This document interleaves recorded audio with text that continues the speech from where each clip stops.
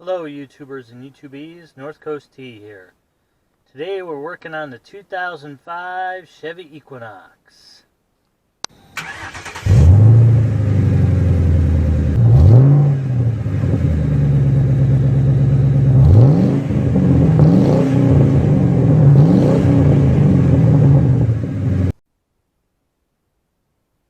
More specifically, the dreaded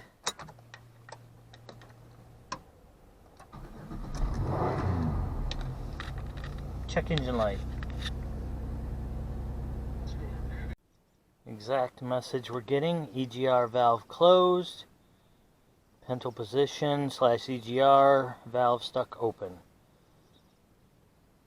It's the P1404. I don't know why that won't focus. But so let's get started. Tools needed for this job: flat blade. I used it to scrape off the old gasket. Phillips screwdriver. I used you need that for the battery box cover. 8mm for the battery cables.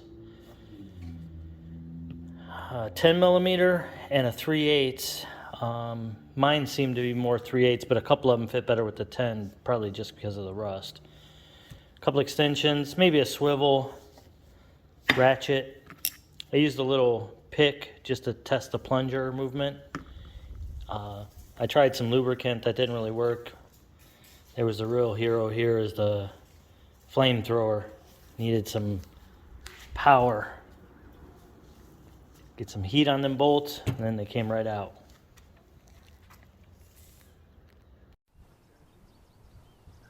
EGR valve is located up front, actually right up front here on the passenger side. You got 3/8 bolts. Somebody online said it was 10mm. 3/8 seems to fit just fine for me, actually tighter than the 10. You got one here, and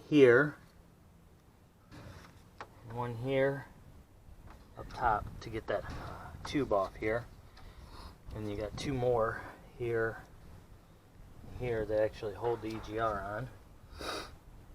I tried soaking them in penetrating oil. That didn't do anything, so then I got out the old flamethrower, some MAP gas, and started burning them. Heat them up real nice, and then they seem to come out a little better. Alright, so all I did was loosen these two bolts down here, just enough to flex this out of the way. Took out the one bolt here, then pulled it out of the EGR valve, and then that thing's definitely seen better days, but took a lot of heat, but I got them out. Got the studs and all came out, so but there it is in all its glory. This thing is really nasty, so you can see why it started giving issues. Another thing you want to do while you're in here, because this started going bad, they don't just go bad like, well, some of them do go bad all at once, but a lot of times it starts building up carbon and stuff in there. So what you want to do is come over, you got to take out 3 screws here. There's one here,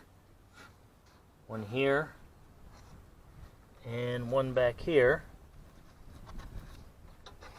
and then your whole computer and everything lifts up, and you get your battery. You want to disconnect your battery well, you might as well just disconnect it first and then start doing all your work, and then what that does is it resets the values that the computer looks for this from the sensor. So you want to reset those because it starts to learn that this is going bad, so it compensates for it and it changes the voltage and everything. So what you'll end up with, you'll put in a new one and you think it's still bad, because you'll think you have another problem because it'll still read bad and have the check engine light.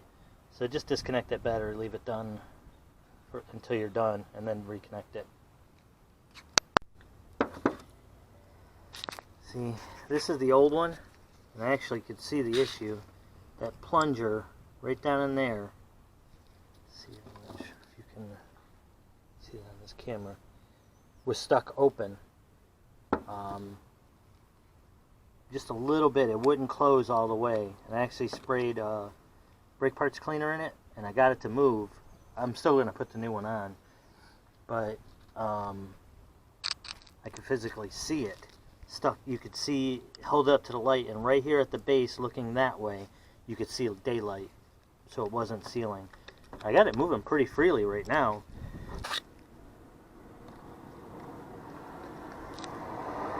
Let's hope it's focusing on that. Make sure you put everything back in the reverse order. Your 2 bolts in there, this one here, and then the 2 down there, that side and that side.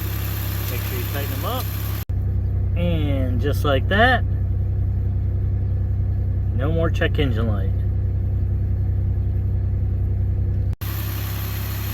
Back in business. I just happen to have one sitting here for parts.